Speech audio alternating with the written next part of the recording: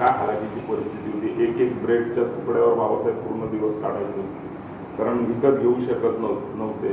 परिस्थिती फार वाईट होती आणि त्या गौरी विकून आपलं घर चालवायचे. आणि एकीकडे बाबासाहेब प्रचंड विद्वत्ता मिळावी आणि मला खूप काय शिकायचं या उद्देशाने परदेशात गेले. आणि घरात मुलगा प्रचंड आजारी, प्रचंड ताप चढलेला, आणि काळाने घात केला का बाबासाहेब निघण्याची तयारी, आणि राजरत्न त्यांच्या हातातून गेला. बाबासाहेबांनी विचार केला, खूप रडले, आणि अशी वाईट परिस्थिती होती का ते प्रेत, मुलाचं प्रेत, त्याची विल्हेवाट लावायला बाबासाहेबांकडे पैसे नव्हते. कारण तिथे पैसे खर्च केले तर जलमार्गाने मी लंडनला पोहोचेन कसं? बरं, लंडनला काय ते फिरायला जाणार नव्हते. पूर्ण भारतीय लोकांचे प्रश्न मांडायचे होते इंग्रजांच्या पुढ्यात. भागीदारी दस्तक, भारत की आवाज. महामानव डॉक्टर बाबासाहेब आंबेडकर, प्रथमतः आज त्यांचा महापरिनिर्वाण दिन असल्याने त्यांना विनम्र अभिवादन. महाराष्ट्राचे कुलघोडी भूषण, कुलवाडी भूषण शिवाजी महाराज, महात्मा ज्योतिबा फुले, शाहू महाराज, प्रबोधनकार ठाकरे आणि सर्व संत परंपरेतील, पुरोगामी संत परंपरेतील सर्व संत, यांना सर्वांना अभिवादन करतो. आणि आज ह्या महाविद्यालयाने मला सोनवणे सरांच्या माध्यमातून या ठिकाणी निमंत्रित केले, त्याबद्दल मी सगळ्यांचे आभार व्यक्त करतो.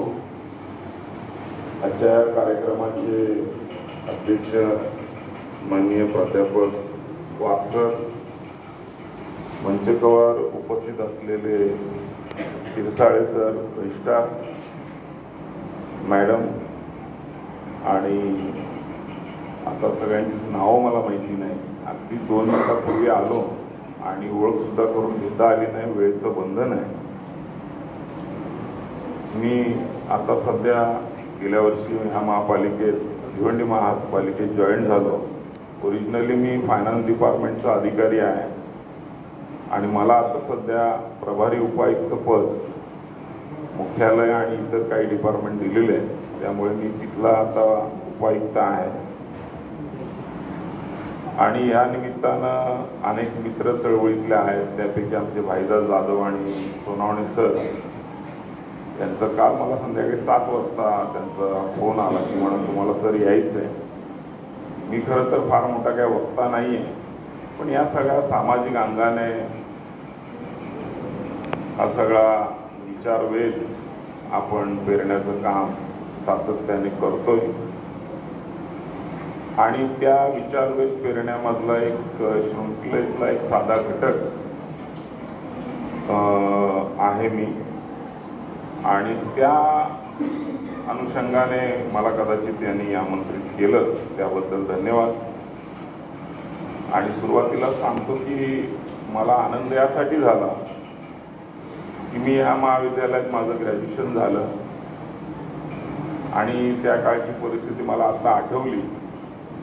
आणि सगळे जुन्या इमारती होत्या. Doctor KB. सावंत त्यावेळेला प्रिन्सिपल होते, अतिशय कडक शिस्तीचे होते, आणि इतर सगळे उपप्राचार्य 2-3 देवरे सर असतील किंवा अनेक लोक, आता तेही आठवणीत नाही. आणि आम्ही विद्यार्थी म्हणून नुसतं अकॅडमिक ॲडमिशन घेणं एवढा कार्यभार काय सांभाळला नाही, पण विद्यार्थ्याची जबाबदारी काय असते समाजाच्या प्रती ती फार महत्त्वाची आहे. म्हणजे तुम्ही आता विद्यार्थी आहात तर प्रत्येक वेळेला तुमची उत्क्रांती होत जाणार आहे, मानवी जीवनात तुमची उत्क्रांती होत जाणार आहे. आणि मग आपण विद्यार्थ्यांना सांगतो, आता सर सगळे प्राध्यापक PhD आणि MPhil वगैरे झालेले असतात, त्यामुळे त्यांचा हा सगळा स्टडी असतो, तुम्हाला ते शिकवत राहतात. परंतु विद्यार्थी म्हणून आपलं पहिल्यांदा अस्तित्व काय याचा शोध आपण नक्की घ्यायला पाहिजे की आपल्याला मानवी जीवन मिळालं तर ते कसं सुखकर होईल, कसं ते समृद्ध होईल ह्याकडे बघण्याचा दृष्टिकोन आपला असला पाहिजे. ही विद्यार्थी म्हणून आपण आपल्या जीवनात सक्सेस कसे होऊ आणि सक्सेस होताना केवळ अकॅडमिक म्हणून होणं ते पुरेसे नाही, पण समाज जीवनामध्ये कसे कसे बदल होत जातात आणि समाज जीवनाशी तुम्ही कसे जोडले जातात आणि माझी एक स्वतंत्र भूमिका काय असली पाहिजे. कारण भारतामध्ये परंपरेला जास्त महत्त्व दिलं जातं, श्रद्धेला खूप महत्त्व दिलं जातं आणि आम्ही सगळे आमची जडणघडण म्हणजे माझ्यापासून सगळ्या प्राध्यापकांची आणि आपली जडणघडणच मुळात परंपरेतून झालेली असते. आता परंपरा दोन्ही टोकं असतात, सगळ्या गोष्टीला दोन्ही बाजू असतात. परंपरा ह्या कदाचित चांगल्याही असतात आणि परंपरा ह्या वाईटही असतात. ह्याचा जो विचार करून परफेक्ट विचार करून का मला चांगलं काय आहे माझ्या दृष्टीने त्याचा व्यवस्थित बोध घेऊन ज्या वेळेला विद्यार्थी घडतो त्यावेळेला त्याच्या जीवनातलं तो एक जीवन साफल्याकडे जात असतो आणि जुनच काहीतरी आहे आणि हेच सत्य आहे हे माझ्या वाडवडिलांनी सांगितलेलं आहे, हे माझ्या जुन्या लोकांनी मला करायला लावलेलं आहे आणि म्हणून मी करतो. तर ती तुमची चौकस बुद्धी नसते, त्याला सायंटिफिक दृष्टिकोन नसतो आणि केवळ ते जुन्या लोकांनी केलंय ह्या परंपरा जपण्यामध्ये ज्याचं आयुष्य जातं तो कधीच सक्सेस होत नाही. दोन गोष्टी तुम्ही फार महत्वाच्या लक्षात ठेवा की तुम्ही स्वतंत्र विचार काय करता एखाद्या बाबीचा विद्यार्थी म्हणून. मग मी 2 मिनिटं यासाठी घेणार आहे, नंतर बाबासाहेबांविषयी सांगणार की प्रत्येकाने हा विचार केला पाहिजे. मला म्हणून मगाशी आठवलं की आम्ही 20-22 वर्षाचे होतो, मी 90 मध्ये इथं ग्रॅज्युएशन झालो. मी ज्या वेळेला माझ्या मुलीशी कम्पेअर करतो, मी जेव्हा माझ्या समाजातल्या विद्यार्थ्यांशी कम्पेअर करतो त्यावेळेला मला वाटतं आहे त्या काळात आम्ही कसे वागत होतो. म्हणजे होटावर मिशीन असताना इथे मुलांची ऍडमिशन व्हावी म्हणून प्रिन्सिपलला सतत त्रास देणं, इथे आंदोलन करणं. मी विद्यार्थी संघटनेचं काम करत होतो, आता कोणत्या करत होतो काय ते जाऊ दे, पण ती समज होती की ह्या सगळ्या प्राप्त परिस्थितीत माझी भूमिका काय, मी कोण आहे. आणि याची ज्या वेळेला तुम्हाला जाणीव होते की मी एक नागरिक आहे आणि माझी एक भूमिका काहीतरी, कारण तुम्ही बाल्यावस्थेत असतो त्यावेळेला तुम्हाला काही भूमिका घेता येत नाही, पण तुम्ही ज्या वेळेला सुजाण होता 18 वर्षाच्या वरील होता त्यावेळेला तुम्हाला स्वतंत्र जाणीव होत असतात, सगळ्या चेंजेस होत असतात. म्हणजे जसे शारीरिक चेंजेस होतात तशा सगळ्याच बाबतीचे चेंजेस होतात. आता तुम्ही शिकत असाल सायकोलॉजिकली आणि सगळं सायंटिफिक दृष्टिकोनातून. त्यावेळेला मात्र आपलं कर्तव्य काय हे सातत्याने आपण रोज सकाळी आपल्याला विचारलं पाहिजे की मी कसा वागलो पाहिजे. म्हणजे घरात असताना मी घरातला आदर्श कसा झालो पाहिजे, घराच्या बाहेर पडताना मी शेजाऱ्यांमधला आदर्श कसा झालो पाहिजे किंवा कशी झाली पाहिजे. आणि ज्या वेळेला मी कॉलेजला येते किंवा कॉलेजला येतो तेव्हा कॉलेजच्या प्रिमायसेस मध्ये ज्या वेळेला माझी काय भटकंती असते किंवा मी वर्गात बसलेलाच विद्यार्थी असतो त्यावेळेला मी काय घेतलं पाहिजे, काय अनुकरण केलं पाहिजे आणि ते घेऊन मला एका सुखकर काळामध्ये माझा आता पदार्पण होणार आहे तिथे मी जाताना मी काय घेऊन जाणार आहे. हा सातत्याने तुम्ही चांगला विचार जर केला तर मला वाटतं देशासाठी भविष्यासाठी तुम्ही काहीतरी उज्ज्वल भविष्य घडवाल असं मला वाटतं. माझ्या बोलण्याचा अर्थ कदाचित कळाला असेल तर तुम्ही तसं वागा. आणि नाही तर आज भारतामध्ये किंवा कॉलेज कॅम्पसमध्ये काय असतं, पुण्यासारख्या ठिकाणी काय असतं, मुंबईसारख्या हायफाय कॉलेजेस असं वाटतं की पिढी घडवण्यासाठी काही संस्था आहेत तर पिढी बिघडवण्यासाठी संस्था आहेत. ह्याचा प्रश्न आपल्याला पडतो. हे तुम्ही रोज वाचत असाल किंवा रोज बघत असाल आता वाचण्याचा न बघण्याचा मुद्दा राहिला नाही, मोबाईल हातात आहे. काही विद्यार्थी त्यातलं चांगलंही घेतात, काही विद्यार्थी वाईटही घेतात. जेवढं चांगलं तुम्हाला घेता येईल, जेवढा सायंटिफिक दृष्टिकोनातून तुम्हाला एक जाता येईल एवढं नक्कीच जा. एवढं मी तुम्हाला नक्की त्या आज महामानवांच्या महापरिनिर्वाण दिनानिमित्त एवढं सांगेन. दुसरा मुद्दा, कारण मी या कॉलेजचा विद्यार्थी असल्यामुळे मला त्या सगळ्या जाणीवा झाल्या की त्या काळात आम्ही 22 वर्षात काय करत होतो, माझी जबाबदारी मी बरोबर करत होतो की चूक करत होतो. आज मला अभिमान वाटतो की त्या काळात आम्ही विद्यार्थी म्हणून जे काय म्हणजे अभ्यास करून सुद्धा इतर अन्य अत्याचाराच्या विरोधात किंवा विद्यार्थ्यांना ॲडमिशन मिळत नाही, इथं बाजूला गव्हर्नमेंट हॉस्टेल होतं, त्या हॉस्टेलमध्ये मी काही काळ राहिलेलो आहे. इथे बाजूला पुढे गेल्यानंतर एक हॉस्टेल दुसरं पण होतं, 2-3 हॉस्टेल भिवंडीमध्ये होतं. त्या सगळ्यांचा माझा खूप जवळचा परिचय होता. त्यानंतर पद्मश्री अण्णासाहेब जाधवांच्या संदर्भात सुद्धा आम्हाला प्राऊड फील करतं की त्या काळामध्ये इतक्या प्रतिकूल परिस्थितीमध्ये ठाणे जिल्ह्यामध्ये नावाजलेले 2-3 कॉलेजेस होते.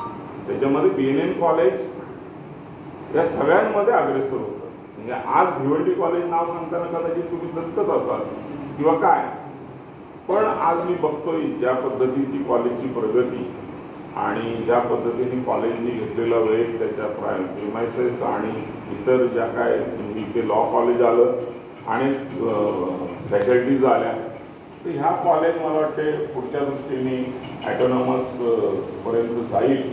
आणि जसं बिर्ला कॉलेज आहे किंवा त्यावेळेला RKT कॉलेज होतं, CHM होतं, 3-4च कॉलेज जिल्ह्यामध्ये होते. जिल्ह्यामध्ये आता हजारो कॉलेज झाले, पण नावाजलेले कॉलेज BNN कॉलेजसुद्धा, नावाजलेले सायन्स फॅकल्टीसुद्धा फार युनिव्हर्सिटी त्याचं नाव घेतलं जातं. आजही BNN कॉलेजची ती सगळी हे राखलेली आहे. म्हणजे कॉलेजने त्या पद्धतीचं आजचं जे व्यवस्थापन आहे किंवा ज्या पद्धतीचं कॉलेजचे सगळे प्राध्यापक आहे, तर हे मी आता ज्या वेळेला बाहेर युनिव्हर्सिटीत अनेकदा जाण्याचा योग येतो. माझं पण ह्यानंतर ग्रॅज्युएशन नंतर मी MA, त्याच्यानंतर LLB सुद्धा बाहेरून ठाण्याच्या TMC कॉलेजला LLB केलं, बिर्ला कॉलेजला MA केलं, MA इन पॉलिटिक्स केलं. त्याच्यामुळे हा सगळा अनुभव तर हयात माणूस येतो. बाबासाहेबांचंच वाक्य आहे की माणूस मरेपर्यंत विद्यार्थी असतो.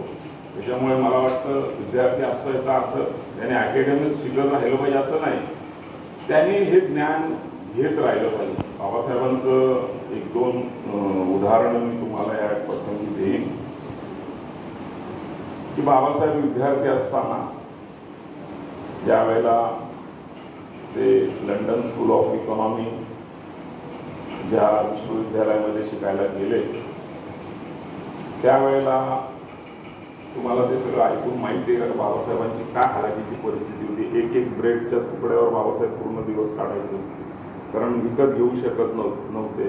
परिस्थिती फार वाईट होती आणि इतकी हालाकीची परिस्थिती होती की बाबासाहेबांचं राहण्याचं जे घर होतं 10x10चं दबक चाळीमध्ये परळला, आता ते स्मारक करतायत, ते 10x10चं चाळीतलं घर होतं. आणि त्यांच्या पत्नी रमाई ह्या शेणगौरी थापायला वरळीच्या त्या भागात जायच्या. त्यावेळेला मुंबईसुद्धा 7 बेटांची मुंबई असल्याने मोकळी जागा भरपूर होती आणि त्या गौरी विकून आपलं घर चालवायचे. आणि एकीकडे बाबासाहेब प्रचंड विद्वत्ता मिळावी आणि मला खूप काय शिकायचं या उद्देशाने परदेशात गेले. बाबासाहेबांना अर्थातच बडोद्याचे सयाजीराव गायकवाड जे राजे होते त्यांनी स्कॉलरशिप चालू केली, स्कॉलरशिप दिली आणि स्कॉलरशिपच्या जीवावर ते लंडनला गेले. पण लंडनला गेल्यानंतर एक विद्यार्थी म्हणून मगाशी तुम्हाला जो संदर्भ सांगितला तो याच्याशी मिळता जुळता आहे की विद्यार्थी म्हणून बाबासाहेबांनी काय विचार केला असेल. एकीकडे इतकी हालाकीची परिस्थिती, एकच प्रसंग सांगतो. बाबासाहेबांना 4 मुलं झाली, त्याच्यापैकी 3 मुलं त्यांची एक्सपायर झाली. त्याच्यापैकी राजरत्न नावाचा त्यांचा अतिशय लाडका मुलगा होता आणि खूप त्याला तो आजारी पडला, त्याला थंडी ताप आलं, खूप तो बिछाण्यात हे झालं आणि अक्षरशः बाबासाहेबांकडे तिच्यामध्ये पैसे नव्हते त्याला दवा पाणी करायला. रमाईने इकडून तिकडून उसनवारी करून त्याला दवापाणी करण्याची सुरुवात केली आणि एक काळाने असा घात केला बाबासाहेबांचा. 1932 मध्ये बाबासाहेब गोलमेज परिषदेला जायचं सगळं झालं, त्यांची ब्रिटिश सरकारने निवड केली. गांधीजींनी विरोध केला होता काही काळ, पण गांधीजी पण नंतर नमले. गांधीजी होते, जिना होते, नेहरू होते आणि बाबासाहेब होते आणि लंडनला ती गोलमेज परिषद होती. आणि बाबासाहेब हे सार्वत्रिक सगळ्या मागासवर्गीय SC ST OBC आणि सगळ्यांसाठी जनरल एक महत्त्वाचे मुद्दे घेऊन बाबासाहेब तिथे जाणार होते. आणि बाबासाहेबांचं टायमिंगमध्ये बोट तिथे लागली होती, कारण त्यावेळेला प्रवास सगळा त्या जलमार्गाने असायचा. आणि घरात मुलगा प्रचंड आजारी, प्रचंड ताप चढलेला आणि काळाने घात केला का बाबासाहेबांनी निघण्याची तयारी आणि राजरत्न त्यांच्या हातातून गेला. इतकी वाईट परिस्थिती असताना, इतकं प्रचंड दुःख, इतक्या वेदना असताना मनावर किंवा काळजावर आपण दगड ठेवणं म्हणतो की एकीकडे पूर्ण समाजाचा प्रश्न, समाजाचा म्हणजे भारतीय समाजाचा प्रश्न गोलमेज परिषदेत जाणार होता. कारण गोलमेज परिषदेत जे मुद्दे इंग्रज ऐकणार होते त्याच्यावर स्वातंत्र्याची पुढची दिशा ठरणार होती आणि इथल्या लोकांना आर्थिक सामाजिक स्तर काय त्याची सगळी भिस्त बाबासाहेबांकडे होती. बाबासाहेबांनी विचार केला, खूप रडले आणि अशी वाईट परिस्थिती होती का ते प्रेत, मुलाचं प्रेत त्याची विल्हेवाट लावायला बाबासाहेबांकडे पैसे नव्हते. कारण तिथे पैसे खर्च केले तर जलमार्गाने मी लंडनला पोहोचेन कसं? बरं, लंडनला काय ते फिरायला जाणार नव्हतं. पूर्ण भारतीय लोकांचे प्रश्न मांडायचे होते इंग्रजांच्या पुढ्यात. बाबासाहेबांनी त्याची निवड केली. आपल्या मुलाचं प्रेत घरी बघून ते अंतिम दर्शन घेतलं आणि रमाईला सांगितलं का याची विल्हेवाट. आणि 2-3 लोक, कराळे गुरुजी आणि 2-4 लोक त्यांचे जे होते PA वगैरे, त्यांच्याकडे ते सोपवून आपल्या मुलाचं मृत्यू सरळ बघणं आणि समाजाच्या प्रश्नासाठी, भारतीय समाजाच्या प्रश्नासाठी ब्रिटिशांबरोबर एबिट करणं. निवड काय केली असते आपण पहिल्यांदा आपल्या मुलाचं प्रेत त्याची विल्हेवाट लावल्याशिवाय बाहेर पडलो नसतो. बाबासाहेब छातीवर दगड ठेवून निघून गेले. नंतरच्या सगळ्या कार्यकर्त्यांनी ते प्रेत त्याची विल्हेवाट लावली आणि बाबासाहेब दुसऱ्या दिवशी गोलमेज परिषदेमधली जी भाषणं आहेत, याआधी तुम्ही यूट्यूबवर बघा, गोलमेज परिषद डॉक्टर बाबासाहेब आंबेडकर सर्च करा. त्यांनी केलेली तुफान भाषणं इंग्रजांना लोळून ठेवले आणि इंग्रज निशब्द झाले आणि गोलमेज परिषदेचं सगळं भाषणं बाबासाहेबांनी जिंकली आणि त्याच्या आधारावर हे सगळं स्वातंत्र्याच्या लढाया पुढे वाढल्या. नंतर मग तुम्हाला काय द्यावं आणि काय नाही, ब्रिटिशांनी मग नंतरच्या परिस्थितीत तुम्हाला इतिहास माहिती आहे. ही घटना बाबासाहेबांची देशाबद्दलची किती मोठी घटना आहे, ह्याचा आम्ही कुठेच अभ्यास करत नाही, तोलनिक अभ्यास करत नाही. फक्त संघर्षामध्ये तुमचा वापर केला जातो. म्हणजे एकीकडे बाबासाहेब, फुले, शाहू हे जे समाज सुधारक आहे, हे जे पुरोगामित्व यांनी पत्करलेलं आहे, यांनी ज्या पद्धतीने समाजाचं हित बघितलेलं आहे, यांना एका बाजूला टाकायचे, एका बाजूला दुसऱ्या नेत्यांना टाकायचं आणि दोघांच्या संघर्षामध्ये तुमचं ध्रुवीकरण करायचं. तुम्ही कुठल्या टोकाला जाणार तो तुम्ही विचार करायचा. मग तुम्हाला वापर केला जातो. तर तुम्ही एक विद्यार्थी म्हणून आपण कुठली बाजू घेतली पाहिजे याचा सतत विवेक बुद्धीला पटेल असा विचार विद्यार्थ्यांनी आजच्या काळात करणं गरजेचं आहे. दुसरा प्रसंग बाबासाहेबांचा एक महत्त्वाचा आहे की लंडन स्कूल ऑफ इकॉनॉमीमध्ये 1923 मध्ये त्यांनी प्रॉब्लेम ऑफ रुपीज हा ग्रंथ लिहिला. PhDला बाबासाहेबांच्या तशा 3 PhD झाल्या. त्याच्यामध्ये लॉची PhD झाली, इकॉनॉमिक्सवर PhD केली आणि मानववंशशास्त्रावर अनेक PhD बाबासाहेबांच्या नंतरच्या काळात खूप पदव्या आल्या. म्हणजे 32 पदव्या बाबासाहेबांनी घेतल्या. इतकं शिक्षण भारतीयातल्या कुठल्याच माणसांनी घेता आलं नाही, आजपर्यंत घेतलं नाही, पुढे घेतील याचा अंदाज नाही. बाबासाहेबांनी लंडन स्कूल ऑफ इकॉनॉमीमध्ये जी PhD केली, जे प्रॉब्लेम ऑफ रुपीज आणि त्याच्यानंतरचे पण इकॉनॉमिक्सवर त्यांनी PhD केली, त्या प्रॉब्लेम ऑफ रुपीजवर इंग्रज सळसळले होते. म्हणजे रुपयाचं अवमूल्यन कशा पद्धतीने भारतीयांवर अन्य अत्याचार करून तुम्ही मिळवलेलं आहे आणि तुमची करन्सी वाढली, आमची करन्सी डुबली भारतीय, त्याला कारण इथले इंग्रज वसाहतवाद आहे हे बाबासाहेबांनी लंडन स्कूल ऑफ इकॉनॉमिक्स तिथे बसून लिहिलं. आणि त्यांच्यावर खूप आरोप म्हणजे इंग्रजात कुठून पडले होते. पण प्रोफेसर केन्स काहीतरी मला वाटतं, प्रोफेसर केन्स हे केम्ब्रिज विद्यापीठातले अतिशय अर्थशास्त्रज्ञांचे मोठे, त्यांच्यात आणि बाबासाहेबांमध्ये संघर्ष झालं. किंवा केन्स म्हणत होते की सुवर्ण मुद्रावर आधारित मूल्यांकन करून इथली करन्सी निर्माण करावी, त्याला इकॉनॉमिकच्या लोकांना ते माहिती असेल. आणि बाबासाहेबांनी त्याला विरोध केला का नाही, नुसतं सुवर्ण मुद्रांवर चालणार नाही, तर भारतीयांचे श्रम कुठे तुम्ही टाकणार, भारतीयांची खनिज संपत्ती कुठे तुम्ही टाकणार, या सगळा विचार करून इथला सामाजिक आर्थिक विचार करून इथे करन्सी तयार करावी आणि त्या करन्सीला मान्यता एखादी शिखर बँकेत द्यावा. त्या काळात 1935ला जी रिझर्व्ह बँकेची स्थापना झाली आणि भारतामध्ये स्वतंत्र करन्सी आली, पेपर करन्सी आली, ह्याच्या सगळ्यात मोठा श्रेय बाबासाहेबांचा आहे. नाहीतर मग बाबासाहेब दलितांचे आहेत, बाबासाहेब त्यांच्यासाठीच केलं, बाबासाहेब रिझर्वेशन केलं, इतकं सीमित नाही. आणि इथल्या मीडियानी, इथल्या प्रोपोगंडा करणाऱ्या लोकांनी, इथल्या सत्ताधारांनी बाबासाहेबांना एका खुंचित अवस्थेत बसवलं. आणि म्हणून मगाशी मला वाटतं वळसर पण बोलले की स्त्रियांचे अनेक कायदे, म्हणजे बाबासाहेब पहिले कामगार मंत्री होते, कायदे मंत्री होते, त्या काळामध्ये तुम्हाला आश्चर्य वाटेल म्हणजे स्त्रियांसाठी आता हे सगळं सांगणं सोपं नाही, खूप मोठा विषय आहे की अमेरिकेसारखा इतका प्रगत देश की जो 1889 आणि त्याही 1789 काहीतरी त्या काळातला स्वातंत्र्य झालेला, पण तिथे सुद्धा आजही कमला हॅरिस निवडून आल्या नाही. तुम्ही कदाचित काय माहिती, मला आता वर्ल्ड वाईज राजकारण तुम्ही ऐकता बघता की आय डोंट नो, पण कमला हॅरिस तिथं का निवडून आल्या नाही. आणि इतका मोठा भांडवलदार ते म्हणजे आताचे त्यांचे राष्ट्राध्यक्ष ते निवडून आले, ट्रम्प. ट्रम्प म्हणजे खतरनाक आहे, म्हणजे आता मी त्या पदावर असल्यामुळे काही गोष्टी स्पष्ट बोलू शकत नाही, पण कमला हॅरिस यासाठी निवडून आल्या नाही तर त्या एक स्त्री होत्या.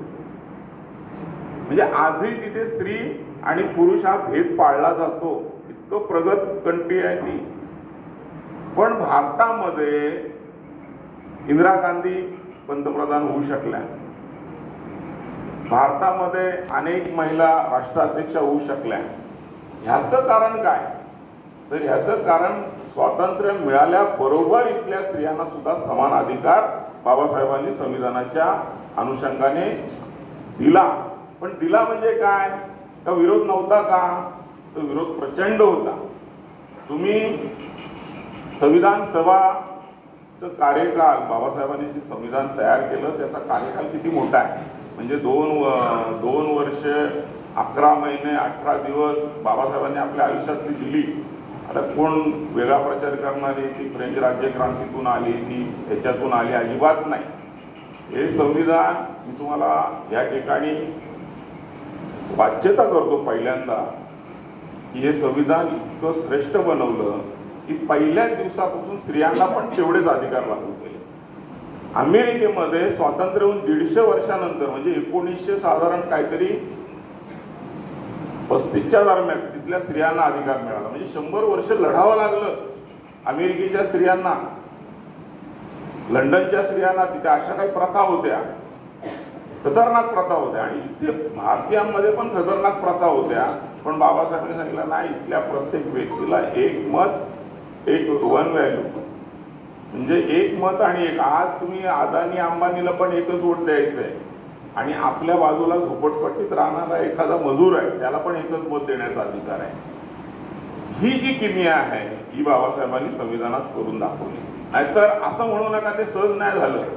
तिथे विरोध करणारे बाबासाहेबांना 100 होते, पण बाबासाहेबांना ज्या वेळेला संविधान सभेमध्ये जवळजवळ त्यांना 60,000च्या वर पत्र विरोधातली पण आली होती, पण एक एक पत्राचं वाचन करून संविधान सभेत बाबासाहेबांनी त्यांना उत्तर दिलेलं आहे.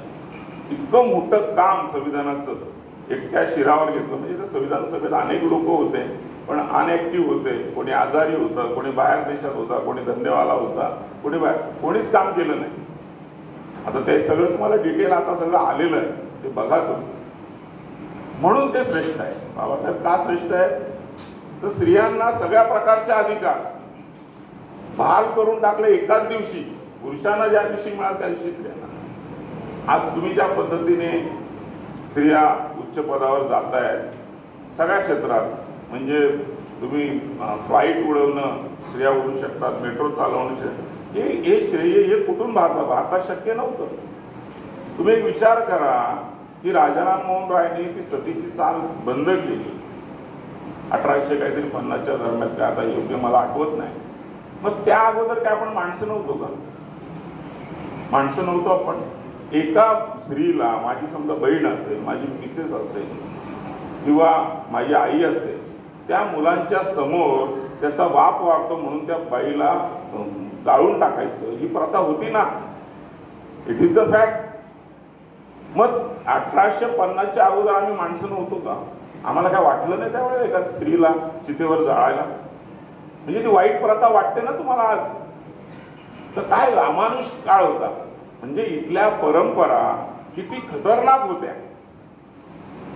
इथल्या मनस्मृतीने कसं माणसाला तोडून टाकलं होतं. आज मला वाटत नाही आज मध्यमवर्गीय स्त्रिया काही तर बोलून टाकतात. नाही नाही तो काळ आम्हाला म्हणजे परंपरा कसल्याही असू दे ते स्वीकारायच्या आम्ही.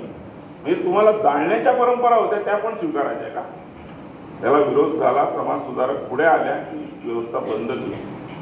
म्हणून मगाशी मी सुरुवातीला सांगितलं की तुमची फार मोठी जबाबदारी तुम्हाला काय स्वीकारायचं आणि काय नाकारायचं हा अधिकार संविधानाने दिलेला आहे. तुम्ही ते स्वीकारणार आहात. आज जर तुम्हाला सांगितलं चितेवर तुम्हाला जावं लागेल, स्वीकारणार आहात. मग अशा अनेक ज्या कटू परंपरा आहेत त्या तुम्हाला त्या वेळीच तुम्हाला माणूस म्हणून जगावं लागेल. तर बाबासाहेब कळेल आणि तर बाबासाहेबांचं महत्त्व कळेल. अशा अनेक घटना आहेत. बाबासाहेबांचं अमेरिकेतलं कोलंबिया विद्यापीठात त्यांनी ज्या वेळेला केलं, आता दोनच आपण युनिव्हर्सिटीचं बघूया फक्त, कारण वेळ खूप झाला, मी 2 मिनिटात आवरतोय. म्हणजे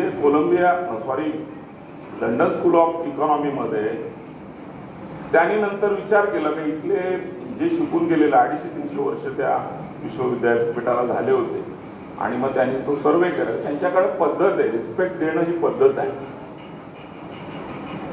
मग त्यांनी सर्वे केला बाबा इथे कोण कोण शास्त्रज्ञ होऊन गेले, कोण कोण मोठमोठे लोक होऊन गेले. मग त्याच्यामध्ये त्या रँकिंगमध्ये त्यांनी टॉप 10 काढले. टॉप 10 मध्ये त्या विश्वविद्यालयामध्ये इकॉनॉमिक्स मध्ये PhD घेतली आणि त्याचा नुसतं PhD. आता मी आमचे काही मित्र आहेत प्राध्यापक अनेक अकॅडमी म्हणून PhD घेणं फार सोपं आहे. मधल्या काळात तुम्ही वाचलं असेल ते कशा PhD होतात वगैरे. काही लोक फार मेहनत कष्ट घेतात, PhD इतक्या लवकर मिळत नाही, फार संशोधन. पण माझं म्हणणं आहे, माझं स्वतः कझिन सुभाष दोंदे मगाशी सरांनी नाव काढलं, तो सुद्धा PhD त्यांनी मरीन्स याच्यावर जिओलॉजीमधून PhD केली. हां, तर त्याच्यावर PhD केली. पण ह्या सगळ्या PhD वाल्यांना मला कधी पण मी विचारतो की तुमच्या PhDच्या प्रबंधाने समाजामध्ये काय आमूलाग्र बदल होतो हे सगळ्यात महत्वाचं आहे. म्हणजे मी काहीतरी लिहिलं, अकॅडमी मला पदवी पाहिजे म्हणून मी लिहिलं, सबमिट केलं, मान्य झालं, PhD झालं. पण माझ्या PhDने समाजाचं काय भलं केलं, की समाजाच्या व्यक्तींमध्ये काय बदलाव आणला किंवा काय परिवर्तन साध्य झालं, ते जर होत असेल तर तो प्रबंध जगातला सर्वश्रेष्ठ प्रबंध असू शकतो असं माझं मत आहे. मग बाबासाहेबांनी जे काय प्रबंध लिहिले ते वर्ल्ड वाईज त्यांनी तपासले आणि लंडन स्कूल ऑफ इकॉनॉमीच्या विश्वविद्यालयामध्ये आज बाबासाहेबांचं अर्धपुतळा त्यांनी दिला. त्या गव्हर्नमेंटनी मान्यता दिली, त्या कॉलेजनी मान्यता दिली. आपण ज्या विश्वविद्यालयात शिकतो तिथे आपला अर्धपुतळा बसेल का? का बसेल? का बसावं?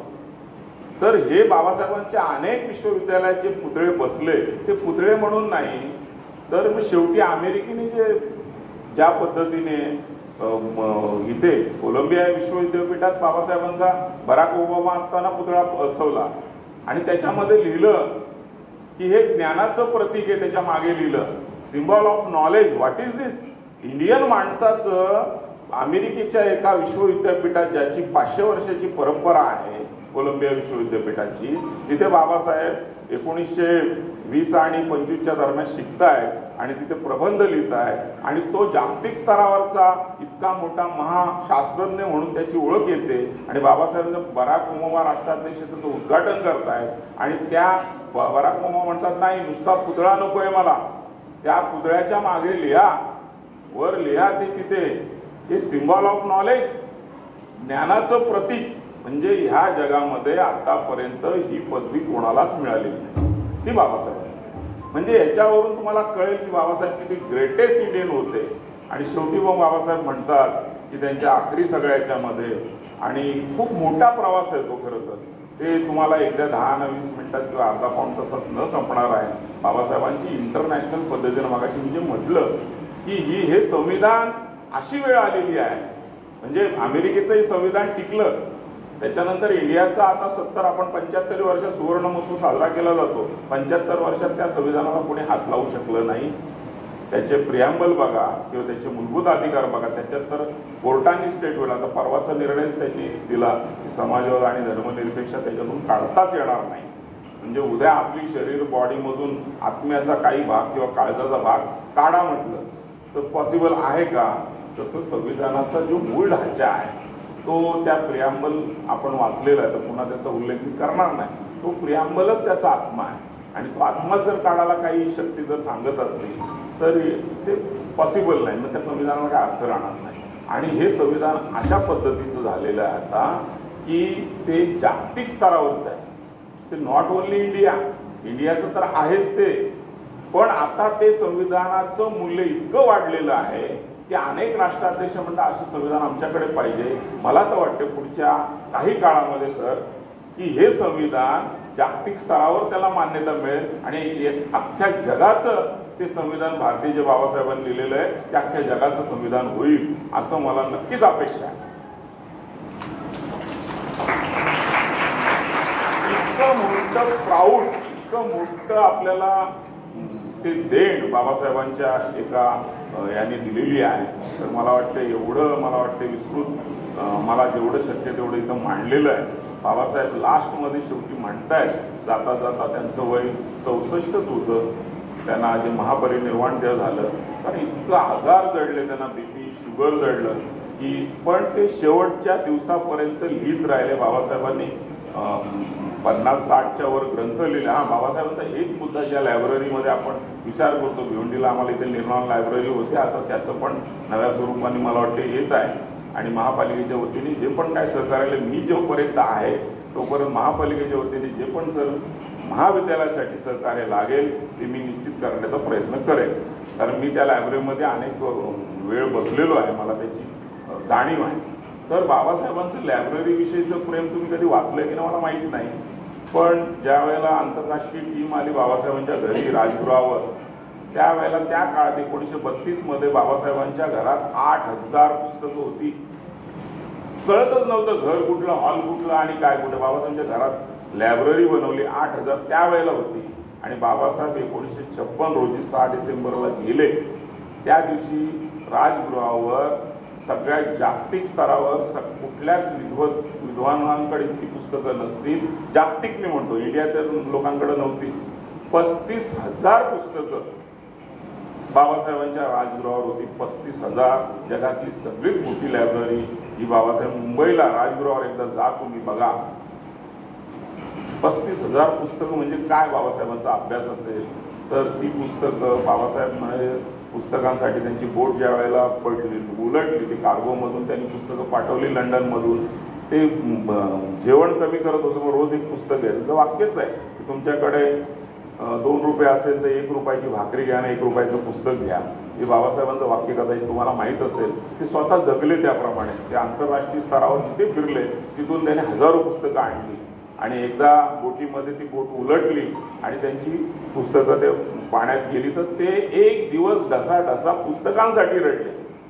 म्हणजे मुलगा जातो त्यांना तितकं दुःख नाही झालं, तितकं पुस्तकं गेली पाण्यात, ते रडले होते. त्याच्यानंतर त्यांनी पुन्हा ते संकलन चालू केले.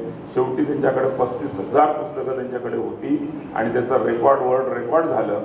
आणि शेवटी बाबासाहेब जाताना एकच म्हणले, I am the first Indian आणि I am the last Indian. हे त्यांचं वाक्य शेवटच्या दिवशी होतं. इतक्या महान तत्ववेत्याला, महान शास्त्रज्ञानाला, जागतिक नेत्याला ह्या महापरिनिर्वाण दिनाच्या वतीने मी अभिवादन करतो आणि इथेच थांबतो. जय भीम, जय भारत.